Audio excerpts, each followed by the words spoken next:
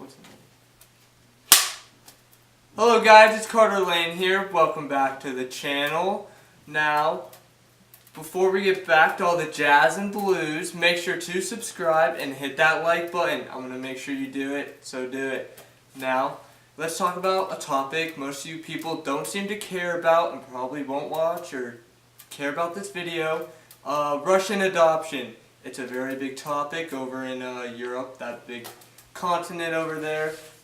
So let's get into it. Now, first topic we are going to talk about is my history and my background.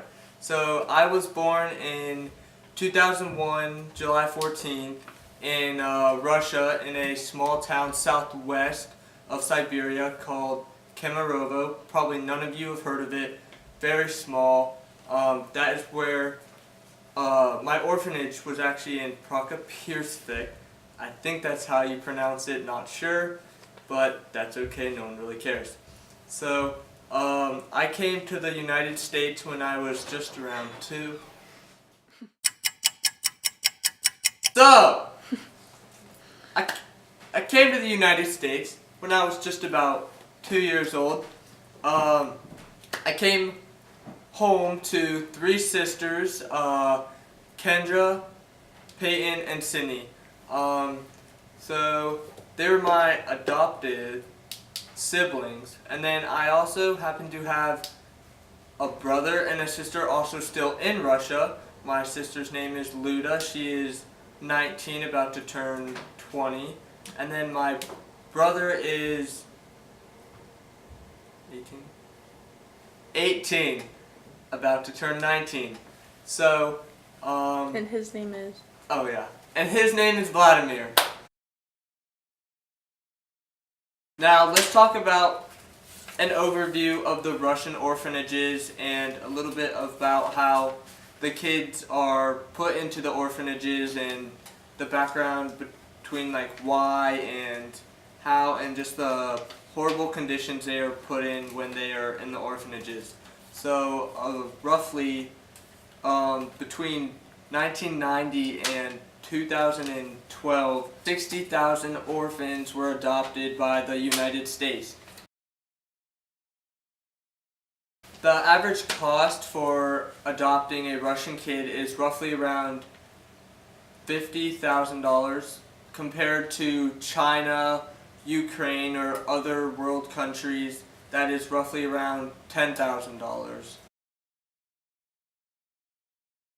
The reasons why most kids end up in orphanages in Russia is because abuse, either of alcohol or they're just straight abusing their kid. Roughly around 20 to 50% of women drink or binge drink while they're pregnant with their kids over in Russia. So that causes them to lose their custody and they can't parent them anymore. So therefore they're put into orphanages and put up for adoption. There is FASD, which is fetal alcohol syndrome, which is basically you drink when you're pregnant and the kid gets this disorder. And then there is also reactive attachment disorder, which is like neglect. A lot of kids over in Russia are neglected. They don't get the attention they need, so they're either just like, when they're crying they don't get held. So that causes a lot of attachment disorders.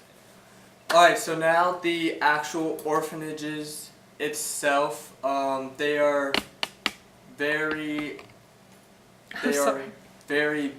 bad conditions. They are many kids crammed into a small building, roughly around like 150 kids to about 100 kids in one building. Many orphanages only allow 2 toys per kid, and when the inspector comes by, they're allowed to play with them, but then when the inspector leaves or no one's there visiting. They're not allowed to play with them because of like sanitary reasons, and just it would be a big mess. They are like very low funded. They don't have a lot of money. Dirty. Sleep on floors with only like one blanket.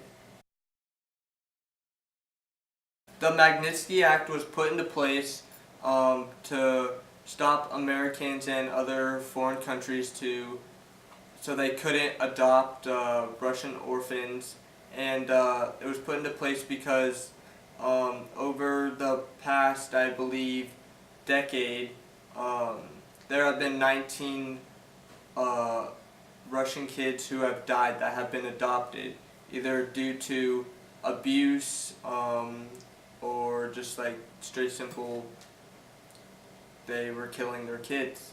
I don't know why you'd put that much effort into going to get a kid and then kill it. It's really messed up. But it was put into place so that Russian kids would stop dying. Alright guys, thank you for listening. Even though half of you are probably asleep right now on your desk, that's okay. I'll probably be asleep on my desk too. I hope you guys learned a little bit about Russian adoption and orphanages and just the overall background and the current situations that are going on over in Russia.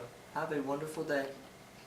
Like lack of emotional attachment, a lack of, then there could be physical ailments that we didn't know about. So I think that's the scariest part, the unknown, really, for the most part. They had some sort of therapy pool that they quote unquote used for keeping the kids, moving, but I don't know that it got used much other than when Americans were there. And at first when you came here, you would climb in anyone's lap if you didn't know the difference between the lady sitting next to me and me. So I had to tell people not to hold you, which is a weird thing to say because most people are like, oh, I want to hold your, baby or whatever, and you couldn't do any of that. Should I do a cutscene? You can. Give me that cup.